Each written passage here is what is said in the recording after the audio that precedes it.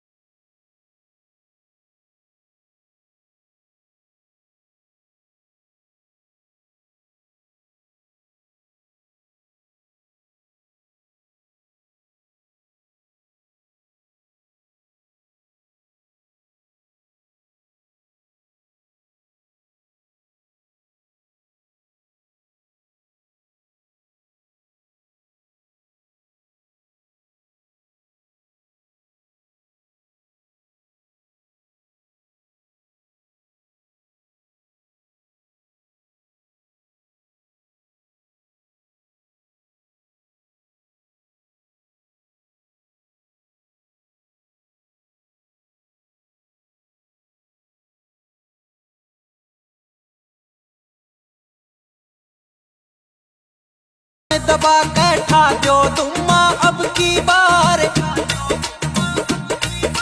सारे लोग सभा से सुने न चौटाला जितानी अब की बार। अभय सिंह हो CM हमारा, जनता करती यही पुकार।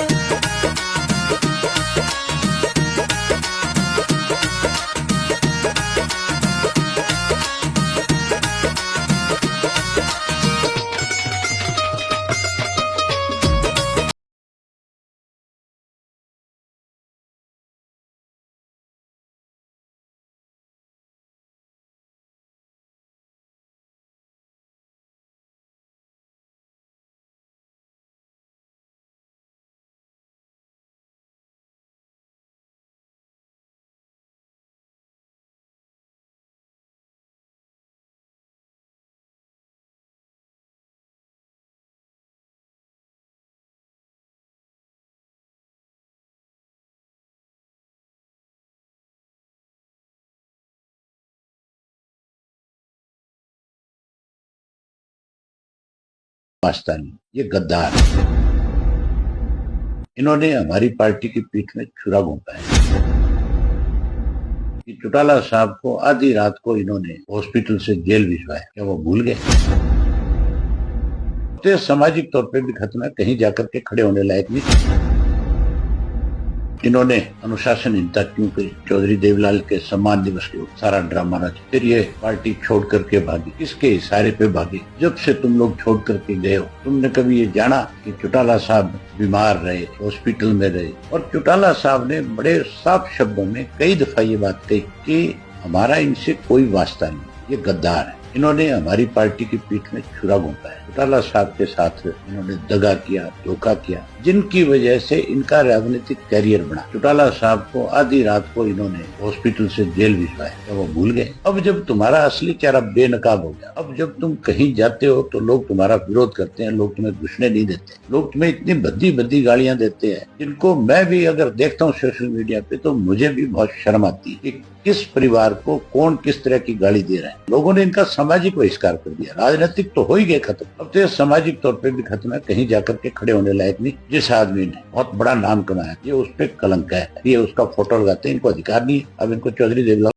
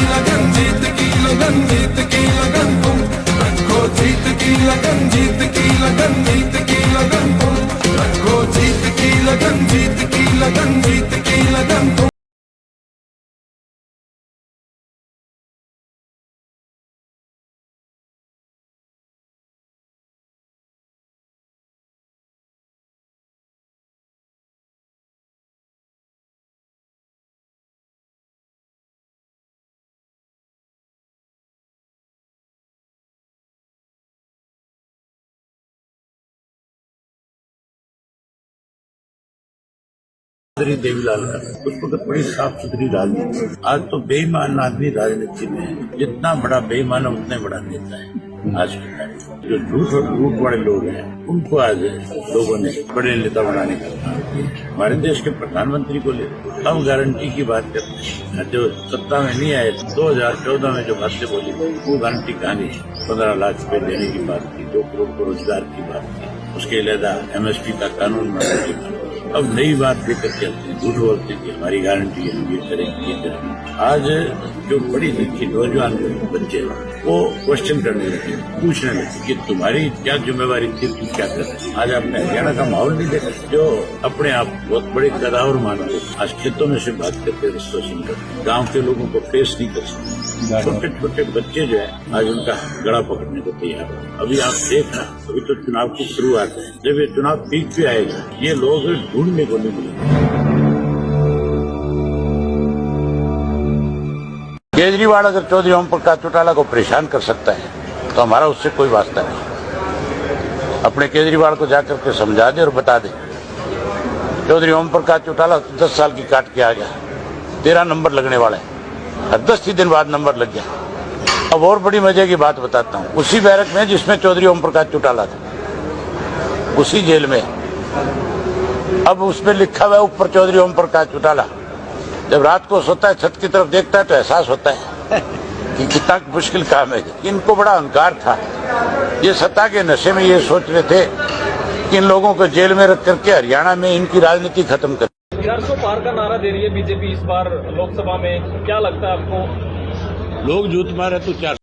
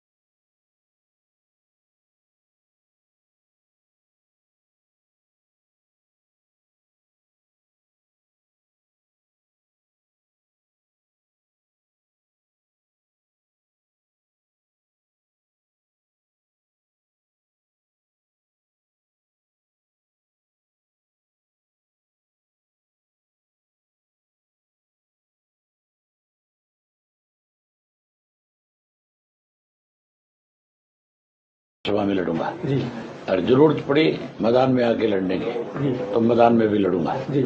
मैंने अपने पार्टी के हर साथी के, चाहे वो कार्यकर्ता है चाहे वो पदाधिकारी है जी, उसको खुल के ये कह रखा है कि जहां किसान के किसी भी इशू के ऊपर आपको याद करे, बेहिचक आपने उनके साथ जाकर के खड़ा हो जाना है। हमारी पार्टी किसानों की पार्टी है, गांव हम किसान पहले हैं, राजनीति बाद में। लोकसभा के लिए कितना तैयार है पार्टी, कितनी सीटों पर चुनाव लड़ने की तैयारी तो है? तारीख तय करा बस। चौधरी रणजीत सिंह जब आपको मिले तो उससे पूछना कि 89 के अंदर सरकार तोड़ने के लिए तैने दिल्ली के सम्राट होटल में MLA लेकर के गया था ना, चौधरी देवीलाल का फोटो लगाने से कोई लोगों को ये भरोसा नहीं हो सकता कि चौधरी देवीलाल की नीतियों को बढ़ाएगा। चौधरी देवीलाल प्रधानमंत्री बन रहे थे, कौन सबसे बड़ी अड़चन था? अगर वो चौधरी देवीलाल की नीतियों का अनुसरण करने वाला व्यक्ति है तो फिर चौधरी देवीलाल जब तक जिंदा थे, जब तक राजनीति में सक्रिय थे, उनको छोड़ करके क्यों गया? फिर तो उनके साथ रहना चाहिए। ये सिर्फ और सिर्फ स्वार्थी लोग दाव लगाना चाहते हैं।